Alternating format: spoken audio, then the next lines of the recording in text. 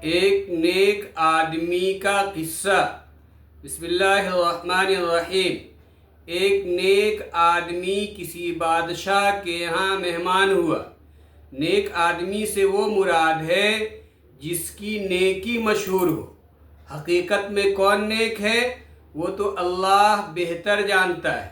تو بہرحال ایک آدمی جو بظاہر نیک تھا اور عابد تھا، عبادت گزار تھا، کسی بادشاہ کے یہاں مہمان ہوا۔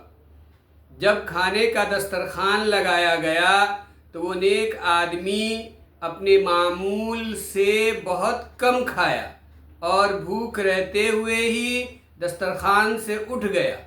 جب نماز کا وقت آیا تو اس نے اپنی عادت کے برخلاف بہت دیر تک نمازیں پڑھیں۔ اس کے بعد وہاں سے گھر واپس آیا۔ گھر آ کر اس نے کہا کہ دسترخوان لگاؤ، دسترخوان لاؤ۔ دسترخوان لگایا گیا۔ اس نے بیٹھ کر کھانا کھایا۔ اس کے گھر میں ایک سمجھدار لڑکا تھا۔ اس نے معلوم کیا کہ ابا حضور آپ کی تو دعوت تھی، تو آپ پھر یہاں کیوں کھانا کھا رہے ہیں؟ تو اس بزرگ نے، اس عابد نے کہا کہ میں نے وہاں کم کھایا ہے تاکہ بزرگی برقرار رہے۔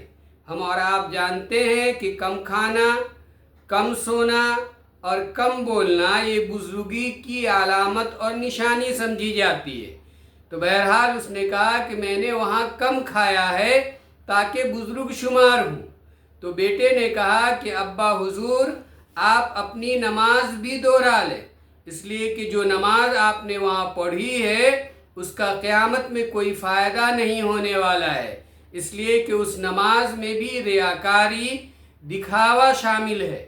تو بہرحال کوئی بھی کام جو دکھاوے اور ریاکاری کے لیے ہو اور اپنی بزرگی کو ظاہر کرنے کے لیے ہو، دنیا تو ہمیں بزرگ مان سکتی ہے، لیکن اللہ کے نزدیک ایسے ریاکار شخص کی نہ تو عبادت قبول ہوگی اور نہ وہ اللہ کے نزدیک بزرگ ہوگا۔ تو بہرحال بچے نے سنہرا جواب دیا کہ کھانا تو دوبارہ کھا لیا ہے، نماز بھی دوبارہ لوٹا لو، اس لیے کہ نماز کام آنے والی نہیں ہے۔